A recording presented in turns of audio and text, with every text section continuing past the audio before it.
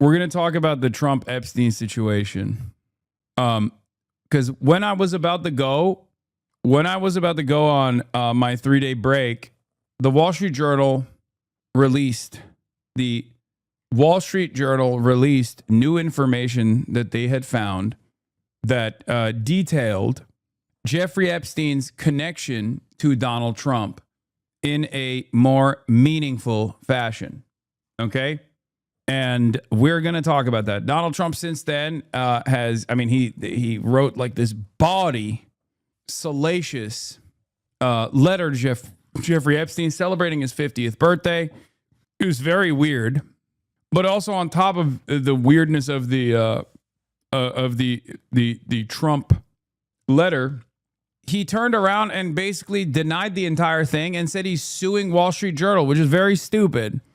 Let's take a look. After the Justice Department requested federal courts to release more information related to Jeffrey Epstein, this morning some Republicans say it's not enough. I think it's a start. I don't think we're ever going to get to the bottom of anything, all of it. This town doesn't give up its secrets very easy. The Justice Department asked to make public grand jury testimony related to the convicted sex offender. Writing in a motion, transparency to the American public is of the utmost importance to this administration. But releasing those transcripts will likely be a lengthy process that could require hearings with a judge to determine the impact on victims. Epstein's former lawyer says the information requested from the grand jury is likely only a portion of what's within the full files. Grand jury information is narrowly tailored by prosecutors only to provide sufficient evidence to result in an indictment. The president had hoped the move would get his supporters to turn the page, but this weekend acknowledging nothing will be good enough for the troublemakers, adding, even if the court gave its full and unwavering approval, it will always be more. Yeah, Wall Street Journal has been booted from the White House press pool. Scoop, a Wall Street Journal reporter was slated to be a part of the travel pool this weekend when Trump travels to Scotland. After the paper's Epstein story last week, the White House booted them from the pool. This is this is the peak of like access journalism. They're just basically whipping them. They're just whipping the media into submission. But it's being done in like the stupidest way possible. It's being done for the dumbest story because we already knew that Jeffrey Epstein and Donald Trump were connected to one another. We already knew that. This isn't even a new revelation. So the idea that he's reacting this way to information that we kind of knew about, but just like not the additional details, makes the story even larger than before. It's very dumb. Hold on. I'm back live and going direct to Twitch service after our Twitch was taking a beating. No more service interruptions. Okay. No, I have not gotten to the Jube video yet. There's so much happening that I haven't even been able to get to the Jube video, which I will eventually. Okay, just calm down. I got Ryan Grimm texting me about the Nelk boys being like, who the f are these guys? Concerned that people are gagged Trump is a liar after a million pics of him with Epstein and all the things he said. No, that's what's so crazy about this story is that it's such a stupid thing to get mad about because everybody knows you were pictured with Jeffrey Epstein like 45 times, dude. What do you mean? This is from the time period where you were still very much openly friendly with Jeffrey Epstein. So like there is the pre-2002 Jeffrey Epstein relationship and then the post-2002 Jeffrey Epstein relationship. And it's so strange to me that Donald Trump, who has been pictured with this guy who literally said nice things about him in the media when talking about how he loves young girls just like I do, all this stuff is now mad that there was more revelations from detailing the extent of their relationship, giving us a fuller view. National correspondent for the New York Times, Mike Baker, detailed basically what we do know so far about the Jeffrey Epstein relationship. And I'm obviously going to get into it, but it's like incredibly dumb that he's trying to sue the Wall Street Journal and claiming that claiming that he didn't actually send this message to Jeffrey Epstein for his birthday is so stupid because in the process of this coming out, we found out that Trump is, as a matter of fact, a doodler. Because he was like, I've never written pictures. Like that was his first response to it. His first response His first response to it was, I've never wrote a picture. It was a lie. It turns out he's a massive doodler. I didn't know this. And I consider myself to be somewhat of a Trump stan turned hater, you know? Okay. He actually drew quite a bit. At first, I thought I thought that it wasn't just a pure dictation and that like he probably got someone to draw a naked woman and then maybe he signed the pubes of the naked woman, which is the extent of the Wall Street Journal discovery. But like now I realize he doodles so much. He definitely doodled. He definitely doodled that picture. Like, look at him. It makes no sense.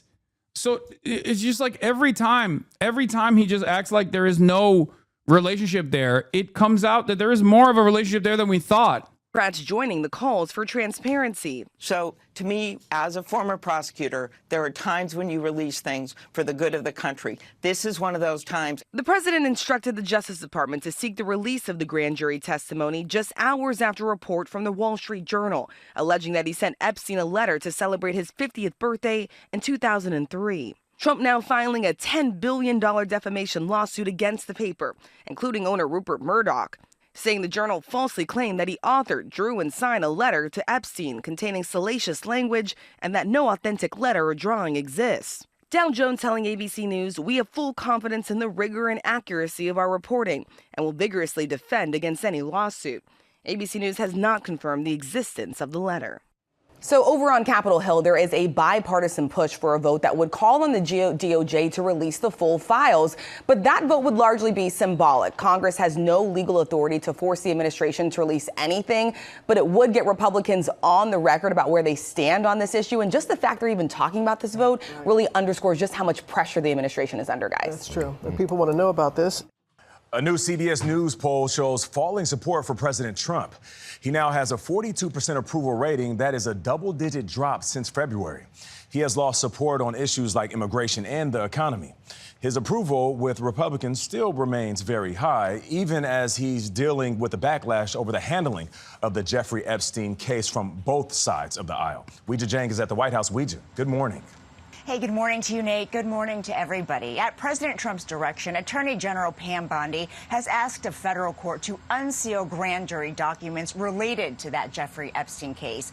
That move followed Trump becoming furious over a Wall Street Journal report that led him to suing the publication. The article at the center of President Trump's new lawsuit is about a birthday letter he allegedly sent to Jeffrey Epstein in the early 2000s that included a drawing he reportedly drew of a naked woman. Trump, who denies the report, is suing the Wall Street Journal and its owner, Rupert Murdoch. A great majority of Americans, 89%, believe the Justice Department should release all information regarding the Epstein case, according to our new CBS News poll. Democrats argued Trump's call to unseal grand jury documents does not go far enough. Things should be released. We should know what happened here. And it is a claim that this president has made time and time again. I'm glad that the Democrats are not spiking this. My expectation for the Democrats, as always, is to somehow find a way to mess this up. And surprisingly enough, they have at least establishment Democrat voices that are continuing to push for this. And so that's good. And the American people have the right to know what happened. Just over 1/3 of Americans say the Epstein case matters a lot when evaluating President Trump's presidency, and only 11% of Republicans. This is distracting from the focus on the things that the American people voted for in 2024. A top issue. Yeah, in an effort for this to not muddy the discourse surrounding Donald Trump, my man has tried his very best to move on from this and basically pump as many stories as possible into the media. Part of that is culture war issues surrounding teams and what they should be named, and hyper focusing on that. I think there was the Indians back and forth going on, Coca-Cola, cane sugar, like that. Just actively trying to move the conversation away. Auto pen, Biden's auto pen, and now I guess he's released MLK assassination files. He's just trying to flood the zone. They're trying to flood the zone with as much with as much information as possible. Another thing that he's doing now is hitting the another thing that they're doing now is also like talking about Obama's involvement or whatever, trying to claim that like Barack Obama was thwarting democracy and the democratic process by trying to trying to stop Trump from being president or some shit. Remains the economy. 70% of people say the administration is not doing enough to lower prices. 61% believe they are putting too much focus on tariffs. And 60%. He said you're trans if you care about this. Wait, what? No. What? I saw one of the Nazi accounts, that Surf's account. That's a Nazi account, not Surf's TV, not our boys, but the other one. That's like a prominent neo-Nazi on Twitter, because that's just a thing that happens now. Trying to be like, you're actually a trans and soy if you care about the Epstein files. Yeah, the Royal Surfs. Yeah, prominent neo-Nazis on Twitter have been posting about like how if you care about the Epstein, if you want to release the Epstein client list, like that means you're gay. That means you're woke, gay, and trans. Which they think is going to be, they think this is going to be a good enough way to stop people. What? Does no one have the link I'm looking for? Yeah, oh, here it is. Zaid Jelani posted about it. So anytime the admin does anything wrong, they're just going to jangle some immigrants or trans people in front of their base. Not Trump and his admin promised something. They went back on their promise. We want the list. Hey, guys. No. Look no further. It turns out it's trans to care about the Epstein list, and that's a bad thing as well. You're woke, gay, and trans. Of course, back then you weren't woke, gay, and trans. Epstein definitely had a client list and didn't commit suicide. 7/6/25. What changed? 2 weeks? 2 weeks, dude? So all it was for Trump to just turn around and flip the switch? That's what this is? That's what's going on? Maybe this is just him saying he's woke, trans, and gay. 2 weeks ago, he was woke, trans, and gay. Now he's straight. Donald Trump is at a 54-point swing in the 18 to 29 demographic, by the way. Trump's approval trends among ages 18 to 29. Early February, his approval rating was 55%, plus 10. Now in July, his approval rating is 44, minus 44. Do you understand? His disapproval rating shot up from 45% to 72%. It is a net 54-point negative swing. Can't wait for every dumb fuck slop tuber piece of shit that has been suckling on the teat of this administration to start quickly turning around. I'm sure that they'll start with the Epstein stuff as a reason for it, and they'll move on. Just wait. I told you all this shit was going to happen, and it's happening now. I told you. Did I not tell you that eventually when Trump starts doing his shit, that people would inevitably realize, like, maybe this is not the solution to all of their incoming problems, to all of the regular material issues that they are experiencing? No, you didn't. No, I didn't. No, I didn't. This is literally what I kept repeating over and over again, that the pendulum would swing back as soon as people realize, like, oh, the trans stuff didn't actually fix my paycheck. The immigration stuff didn't actually fix my paycheck at all. And that maybe these guys are not actually packing up these like pedophile decapitators or whatever, and they're simply just going to the farms. They're simply just going to the farms and doing dragnets. How many times did I say that? Throughout the goddamn election cycle, too. I told you over and over again that the Democrats need to visualize what mass deportations look like, because Americans at that point, did not understand what 20 million migrants getting deported looked like. This doesn't seem to be damaging approval among Republican Party members, and they're starting to come around to the propaganda points, just not as much as usual. I saw a poll that said 50% of GOP supporters believe the admin has been adequate on Epstein. This is still really low for Trump. I know this is not like the death blow.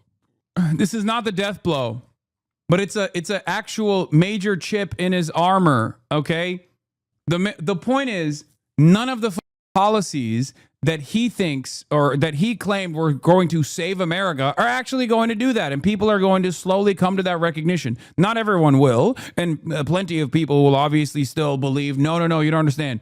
We have to support every single Mexican. Okay. And then things will get better. There is no real death blow. Okay. There isn't, because Trump is a cult-like figure. You cannot tackle a cult like this. You just have to hopefully keep hitting slowly but surely and assume that enough people have decoupled themselves from the administration and its movements, because they will slowly but surely, at least people who are cognizant enough, will slowly but surely recognize that Donald Trump was basically just lying about all of these criminal migrants.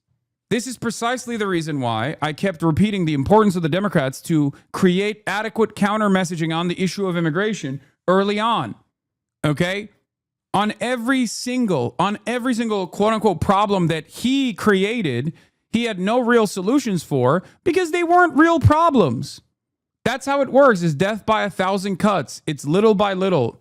Every other day, there is a new person that voted for Donald Trump last time around that goes, yeah, I don't know if this is actually real. I don't know if this was a good thing that I did. Going back on their votes. Okay? That's how it's done. And I said this over and over again. And I also said this about Israel too. And look where we're at with Israel. Uncompromising in the face of clear injustice was the appropriate thing to do. Every call ends one way. It's never from the outside. I mean, it doesn't matter. Despite realizing that voting for Trump did not solve the problems they were going through by deporting and attacking queer people's rights, it doesn't change the fact that these people are not and can't be allies against Republicans and overall establishment. These people are still racist, homophobic, transphobic, and so on. No, it doesn't matter, because as long as they're not fucking voting for Donald Trump, and as long as you have real leaders on the opposing side, which we unfortunately currently do not, then you can move America in the right direction. Because it's not just about cutting Trump from his audience, okay? Cutting Trump from his base of support. There also has to be a counterbalance that is leading America in the right direction. And we currently do not have that counterbalance. This is why I talk about the importance of having a real competent party that fights back against the Republican madness. Okay? Without that, we just go back to business as usual. Without that, we go back to, another marginally better Democrat that doesn't fix any of the issues. And then that creates an opportunity for even a worse Trump style figure to come in and use populism to his advantage and to consistently diminish material necessities, material interests that Americans have. That's how we got the Trump 1. That's how we got the Trump 2. That's it. People make up crap about you saying don't vote for Kamala. Meanwhile, you're literally saying people who don't vote for Trump can be allies, literally carrying what is left of non-Republicans. No, I don't. I want real change. I don't care who brings it, okay? I want real change in the positive direction. Why is it so hard for people to understand that a vote is an agreement? If you vote for the progressive candidate and you're being progressive, even if you're not always the most progressive in your personal life. I'm not saying these guys who are cutting off their ties with Donald Trump are going to fucking magically turn around and be like pro-trans advocates overnight. Okay, that's not going to happen. It's going to take quite a long time for a lot of people to understand that getting mad at trans people is simply a distraction. That's it. That's all it is. It is a very effective tool that the right uses all the goddamn time. And unfortunately, when there's nothing on the counter messaging side that says, hey, this is a simple distraction. Trans people are just like your neighbors. They're just like you, okay? They have the same exact needs. Like, they're not magical, mystical beings, okay? They still have to fucking pay rent. They still have to go work at McDonald's. They still hate their boss, okay? When grocery prices go up, they also suffer, just like you do. And any conversation that chooses to separate them from you is stupid. And it's being used as a simple distraction to make you hyper-focus on these people, to make you feel like they're weird, they're different, they're degenerate, they're destroying American civilization. Meanwhile, the people that are telling you that they're destroying American society is the people most responsible for destroying American society. And they don't want you to pay attention to that. How many times have you heard a Democrat say this? There are some examples that I can point to. But how many times has a Democrat come out and been like, guys, this is fucking ridiculous. What the fuck is a trans swimmer in a high school swim meet done to you? Why do you fucking care about that? There are very few Democrats who just who will actively defend marginalized populations and will say actively defend marginalized populations and will say like the only reason why you care about this kind of stuff is because these guys don't want to actually enact any sort of positive change. They recognize that you're angry. They recognize that you're angry because of the affordability crisis, as Trump, kept repeating over and over again. Okay. But the reason why they're hyper-focusing on trans people or undocumented migrants is because they want to distract your attention away from the real issues that persist in your life. They do not care. They do not want to solve any of the problems. They do not want to solve the affordability crisis. So they just keep shifting your attention and your priorities away to groups that are not responsible for the affordability crisis at all. No, they are truly bigoted. Bigotry is not an intractable position. It's not an unchangeable, unyielding position, okay? Everyone is bigoted one way or another. It's fucking entirely stupid to be like, no, they're just bigoted. Who gives a shit? So is your dad. So are you, I'm assuming, in certain instances. You have to be more understanding of people, okay? It's learned behavior. What are we talking about? I guess I should just like shutter this operation, What do you mean? Why am I doing what I'm doing if, it's impossible to make people change their minds on issues? Oppose new tariffs on imported goods. On Face the Nation, Commerce Secretary Howard Lutnick insisted the public would come around. The president figured out the right answer and sent letters to these countries, said this is going to fix the trade deficit. This will go a long way to fixing the trade deficit. And that's gotten these countries to the table. President Trump has sent dozens of letters to U.S. trading partners out. Let me spell it out for you. It is mental complacency and ignorance. Yes, a lot of people have it, but aren't negative and self-righteous about it. Okay. So? Lighting tariffs they will have to start paying on August 1st, now less than 2 weeks away. As for that Wall Street Journal fight, the publisher says they have full confidence in the rigor and accuracy of their reporting and will vigorously defend against any lawsuit.